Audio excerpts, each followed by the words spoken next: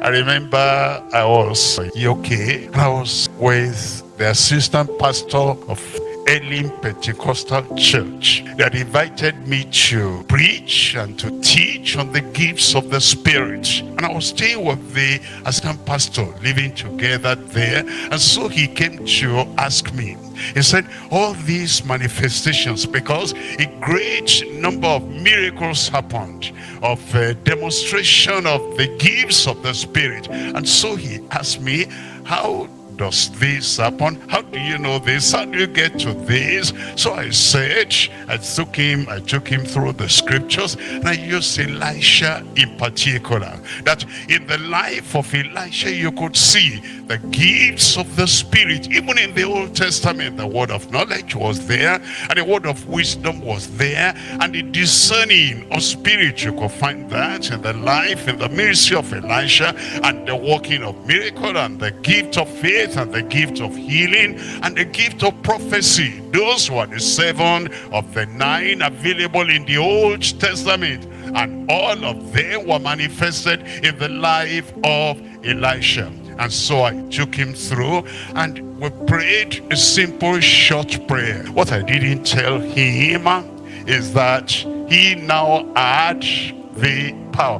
Many people do not understand. After we have prayed, God has answered the prayer. We got to church that night, and when we got to church, I preached, normally because they expected me to preach, but that night I announced, and I said after my preaching, that tonight I am not going to minister in prayer.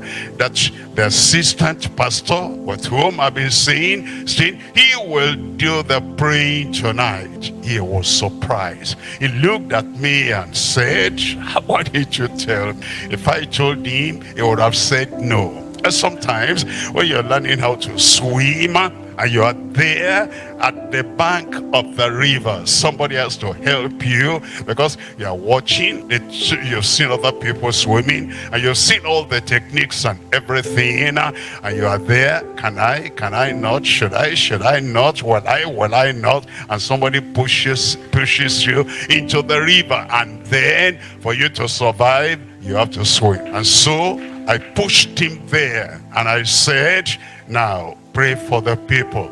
I was sitting behind him, and he wanted to close the meeting. He started saying, oh God, well, thank you today. I pulled him at his coat, and I said, no. I said, there's somebody there having this challenge, because God revealed to me. I said, don't say I said, just say it. And just pray. And then he said, there's somebody there having this challenge. And he prayed. And then I said, don't say if you are healed. I said, since you are healed. There's a difference between if you are and since you are. I said, since you are healed, where are you? And the fellow said, I'm healed. Come out here. And then the second one, I told him, there's somebody here having this challenge. And he prayed. And when he prayed, I said, say that again.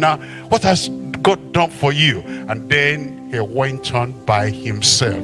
All you need is a little push. I might be giving you a little push today. I finished preaching in one place, and in that place, when I finished preaching, I said, now, you've heard about faith, you've heard about the wonders of God. If you are sick, where are you? Raise up whatever kind of sickness, where are you? They raised up their hands. I said, keep those hands up. I said, the next person to that fellow, can you just lay hands on them and pray? And I gave them just about 5 minutes, and they prayed. And then I didn't pray for them. I said, now come out and give your testimony. Spectacular things happened. What God transferred from Elijah to Elisha, what? Many people hinder themselves by asking unnecessary questions. How will this happen? Wait, get to the bridge, cross the bridge. When you get there, leave the rest to God. And so they went over, and Elijah asked Elisha, you have followed this far. What do you want that I do unto you? And the answer came spontaneously. Why? He wasn't thinking of this anymore. That was in his heart all the time. What has been in your heart all the time? Out of the abundance of the heart, the mouth speaks. It's what you've been thinking about. I want to be part of this revival. And when the opportunity comes for you to voice it out, it will come out naturally. And so it said that a double portion of your spirit might be upon me.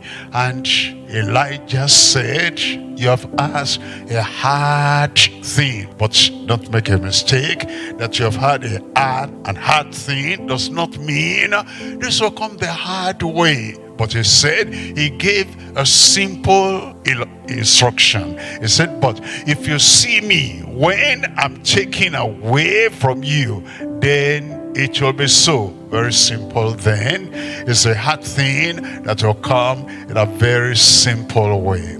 I've discovered that some hard things in life, they come in very simple ways. You have imagined it will happen like this. That's going to be hard. You've imagined I'm going to get it like this. That's going to be tough. But just focus on him and focus on Christ and focus on what you are asking. And as they went, they were talking, but the talk that he had with Elijah did not take his gaze away from Elisha. And the chariot came, and he went. The chariot took him up and up and up to heaven. And let me, before I talk on Elisha, just a brief thing on Elijah. Elijah had said at a time of discouragement, at a time of despair, at a time of depression. Do you know that sometimes a minister can have depression? Do you know that sometimes a man of God, a woman of God can have despair? In the time of depression, Elijah had said, Lord, it's enough. Jezebel is after my life. I'm the only one remaining. When you're under depression, you don't see the 7,000 people that have never knelt before Baal. You think, I'm the only one. I'm passing through deep waters. I have great threats. They threaten my life, and now they want to kill me. And God said, Elijah, you are the only person. I have 7,000 people who have not bowed their knee. Anyway, Elijah said, kill me. I won't kill myself, but you'll kill me. Lord, please do me a favor. Kill me while I still have good records. While all these things are good, now in this time of depression, let me go. And God did not answer his prayer. All your negative prayers, God will not answer. He knows that's not a prayer of faith. It's a prayer of depression, a prayer of discouragement. Aren't you glad that God did not answer some of the foolish prayers were prayed in the past? And I pray that God, as he forgives a foolish act, he'll forgive your foolish prayer. You will not die. Christ already died for you, and he bore that pain for you. How will the promise of God be fulfilled?